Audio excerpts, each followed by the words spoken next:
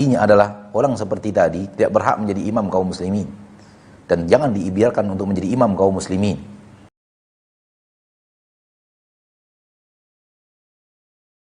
Assalamualaikum Ustaz. Waalaikumsalam warahmatullahi wabarakatuh. Dari Ummu Asmi di Bekasi. Ustaz, bagaimana hukumnya kami sebagai pedagang pakaian online atau pakaian gamis wanita? Terkadang yang menjadi modelnya adalah wanita, tapi wajahnya sudah ditutup atau sudah di-blur. Apakah ini masih dibolehkan, Ustaz? Wallahu a'lam. Ketika wajahnya di-blur sehingga tidak kelihatan, tidak menjadi fitnah bagi orang lain, insyaallah tidak apa-apa. Wallahu a'lam. Syukur Ustaz atas jawabannya, semoga dimengerti oleh yang bertanya. Dan berikutnya kembali kita angkat pertanyaan yang telah masuk melalui pesan singkat. Bismillah. Ustadz, bagaimana cara seorang muslimah kalau mau sholat syuruk, karena sholat wanita afdolnya di rumah, maka sholat syuruknya di rumah? Dan bolehkah jelang menunggu waktu syuruk kita mengerjakan sebuah pekerjaan? Syukron Ustadz. Wallahu ta'ala a'la wa a'lam bis-shawab.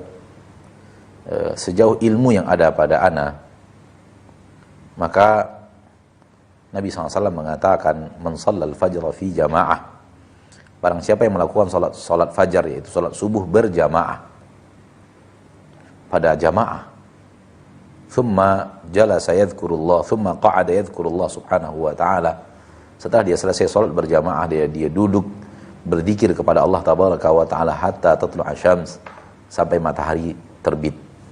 Sejauh ilmu yang ada pada ana, itu yang ana tahu. Barang siapa yang sholat subuh berjamaah, dan yang namanya sholat subuh berjamaah di masjid, yang namanya sholat subuh berjamaah di masjid. Oleh karena itu ilmu yang ada pada ana sebatas itu. Adapun wanita yang sholat di rumah, maka tidak dianggap sholat berjamaah.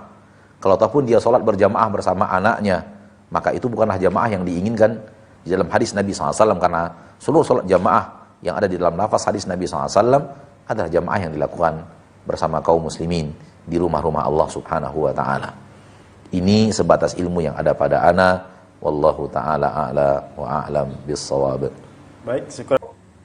Saya mau Pak gini, ada imam kan di saya setiap sholat kan seharusnya baca surat Al-Fatihah itu seharusnya ghairil maghdubi, ini mah bacanya ghairil maghdubi gitu. Pengen tahu maknanya apa gitu, apa benar ghairil maghdubi, apa ghairil maghdubi gitu. Baik. Mungkin ada keterangan yang lain gitu yang bisa menjelaskan. Itu saja, Pak. Itu aja, Pak. Terima kasih. Assalamualaikum warahmatullahi wabarakatuh. Waalaikumsalam warahmatullahi wabarakatuh.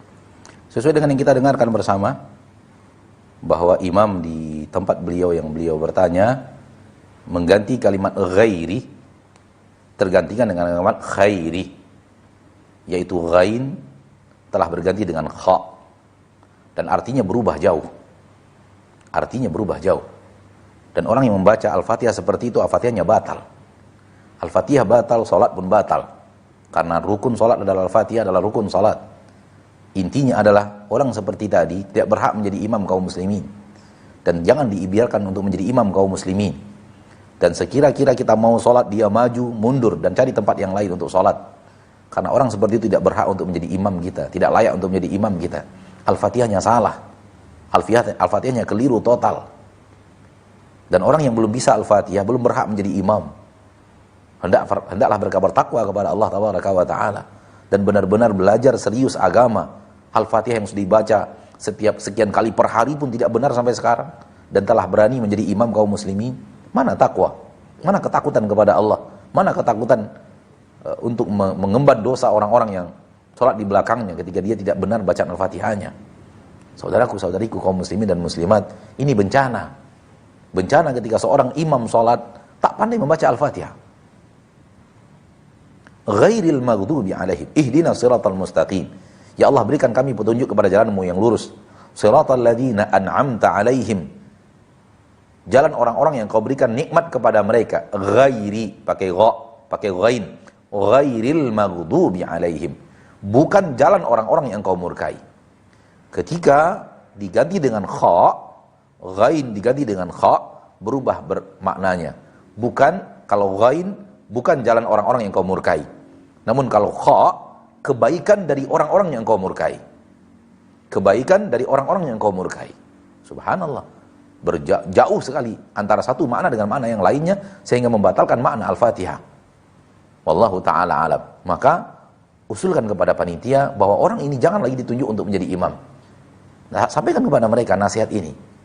Sampaikan kepada mereka nasihat bahwa orang ini tidak berhak untuk menjadi imam. Bacaan Al-Fatihahnya salah. Bacaan Al-Fatihahnya keliru jauh. Melenceng jauh sekali. Dan para ulama memfatwakan orang yang tidak benar bacaan Al-Fatihahnya, maka tidak boleh untuk menjadi imam. Wallahu a'lam bishawab. Baik, syukur Ustaz atas jawabannya dan semoga dimengerti yang bertanya. Mungkin Ustaz menyambung pertanyaan tadi Ustaz. Ya. Jika kita bertemu langsung dengan imam seperti itu Ustaz, apakah kita langsung keluar dari Iya. Iya. Ustaz? Nah, kalau suatu saat kita ternyata tidak tahu imamnya salah bacaan Al-Fatihah, kemudian kita di belakangnya dan kemudian terjadi perubahan total yang membuat maknanya berganti, dan itu tentu dibutuhkan orang yang mengerti bahasa Arab di belakang imam, ya, di belakang imam, sehingga terjadi perubahan arti dan makna dia mengerti, maka batalkan sholat, lakukan sholat sendiri dan pergi, dan jangan pernah lagi untuk menjadi makmum di belakangnya. Syukur Ustaz atas jawabannya. Oh, nasihatnya Ustaz, Nah, bagaimana sikap kita sebagai anak menyikapi sikap kondisi kita saat ini yang mewajibkan yang mengikuti aturan pemerintah untuk beribadah di rumah, dan orang tua anak tinggalnya masih jauh dengan kami dan di daerah mereka belum ada yang terjangkit. Beliau selalu sholat di masjid, dan kalau tidak beliau sholat di masjid, itu masjid tidak ada yang mengisi.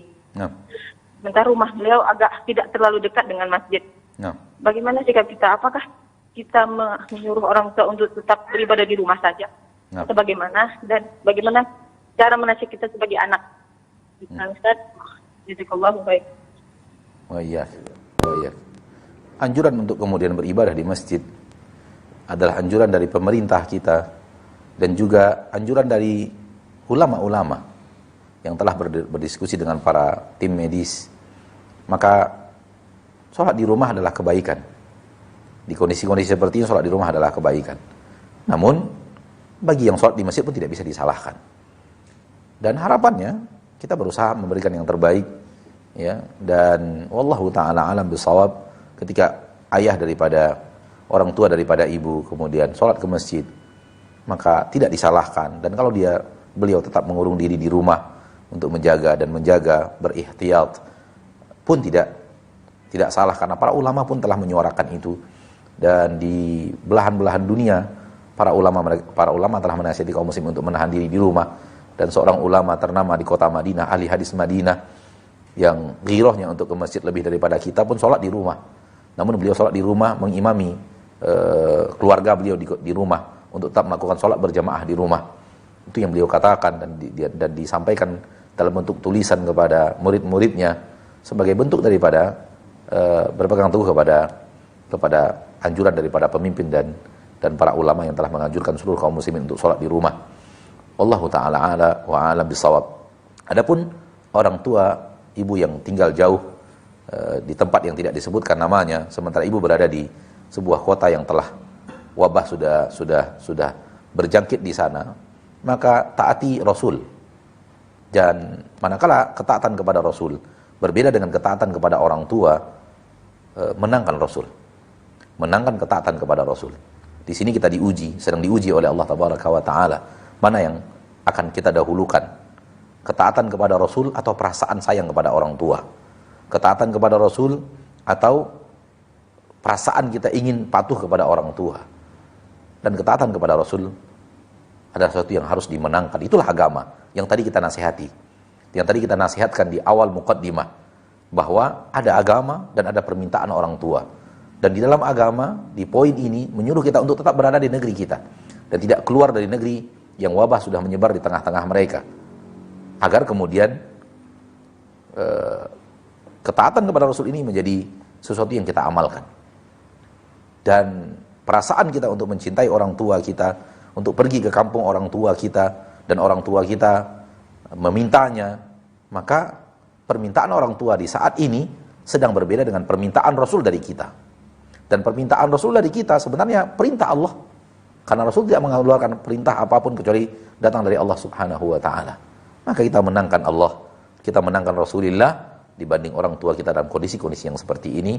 Di sini kita akan terlihat mana bakti kita lebih kepada Rasul, kepada Allah, atau kepada orang tua.